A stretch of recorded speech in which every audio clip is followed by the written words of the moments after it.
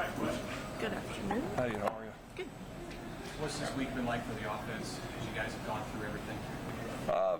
It's been a good week thus far. I mean, you get to play a game, you get to uncover some warts you need to work on, and I think our guys have done a nice job. Our coaches have done a really nice job of attacking things that we need to get fixed. You know, from just the personnel getting on and off the field, from sideline to the huddle to the play calls to everything. It's improved.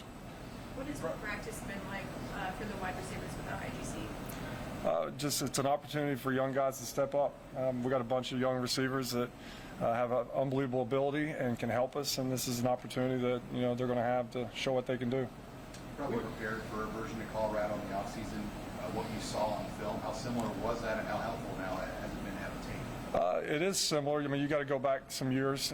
When Coach Kelly was a defense coordinator at other stops, and but it is very similar to what we expected. You turn the tape on, you see guys flying around, some physically gifted, very competitive, tough, athletic guys on defense.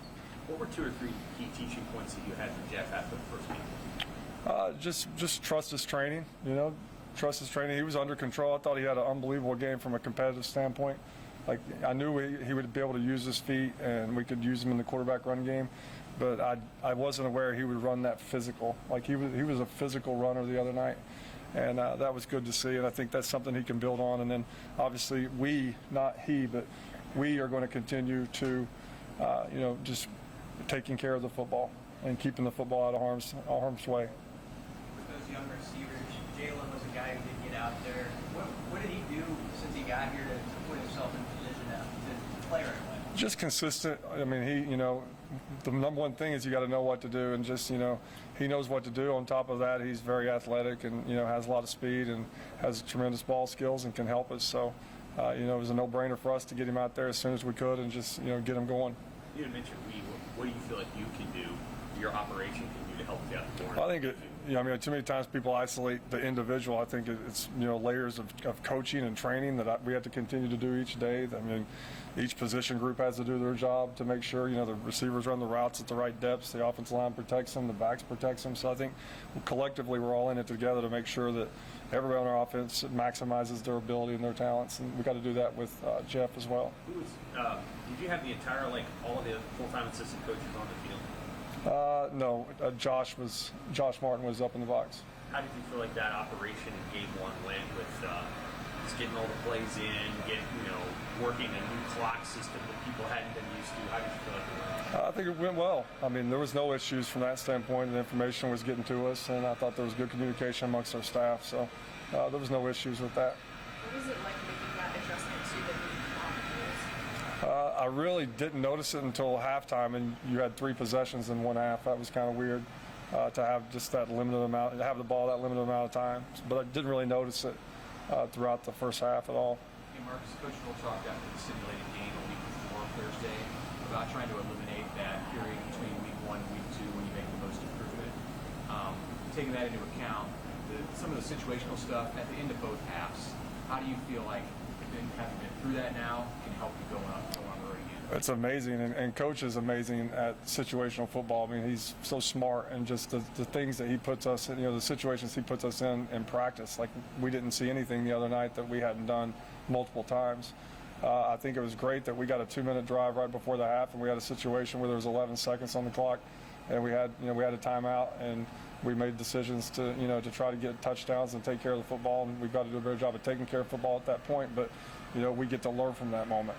And then at the end of the game, we're starting the drive with 7 minutes and kind of a 4-minute mode, mindset of run the football, stay on the field, try to keep their offense off the field, and then all of a sudden we have a turnover, and then it flips and it goes from we're in 4 minutes to now we're in 2 minutes. So there was a bunch of situations that happened. Our kids, they didn't freak out. They were able to just keep their poise and try to execute their way through it. But there's a lot to learn from, and we had 3 really good situational moments in the game the other night.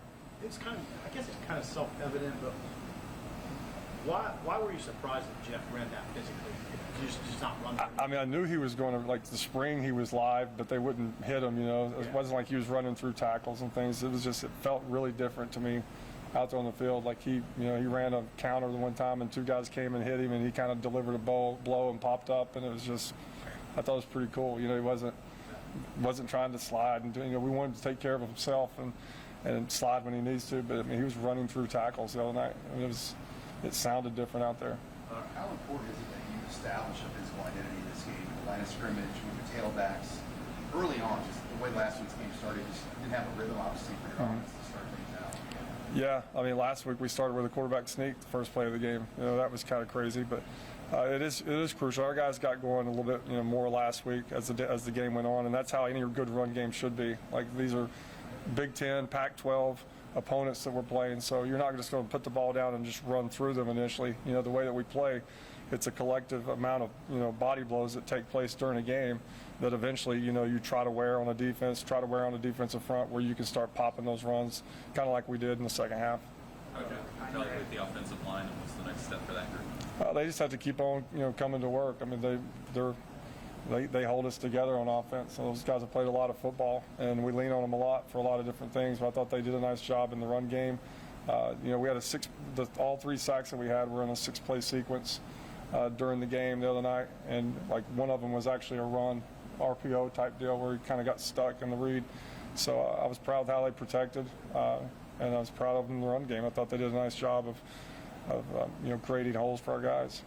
You're good at catching that pass. What's his skill set? What are your expectations for him as a pass catcher? He's just super athletic, so I mean, we just need to get him out there on the field. If it's not playing quarterback, he doesn't need to sit over there with us, and wait his turn. So he can help us in a bunch of different ways, and moving forward, we'll continue to try to find ways to get him out on the field. Coach Rule said after this week, Billy's a guy you obviously want to get going. As a coordinator, do you look at individual numbers, like Gabe got the ball 7 times, you want to get him more, or is every week just a different animal?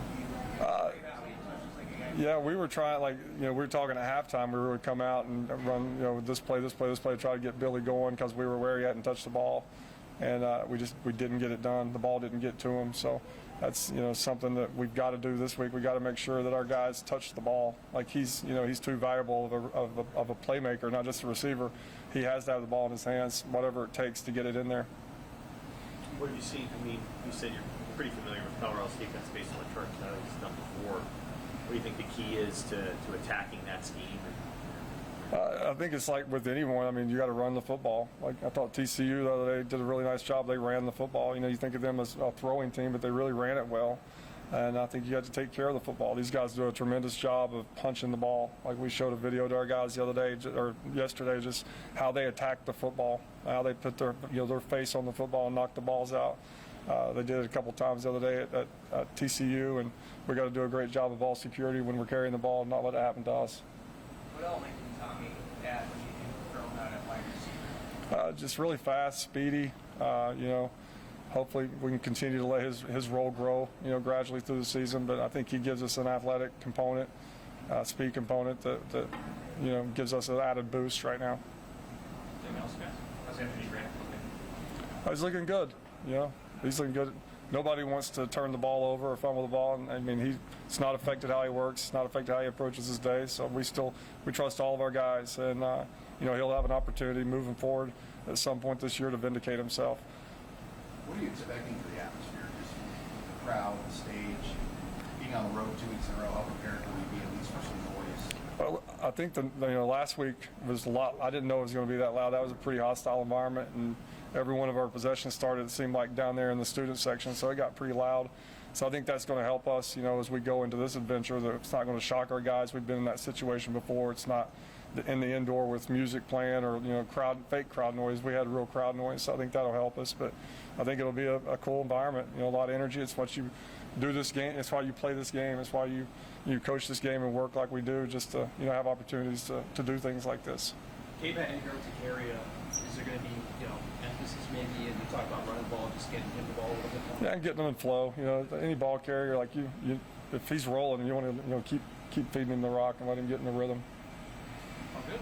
Awesome. Thank you, guys. Thanks.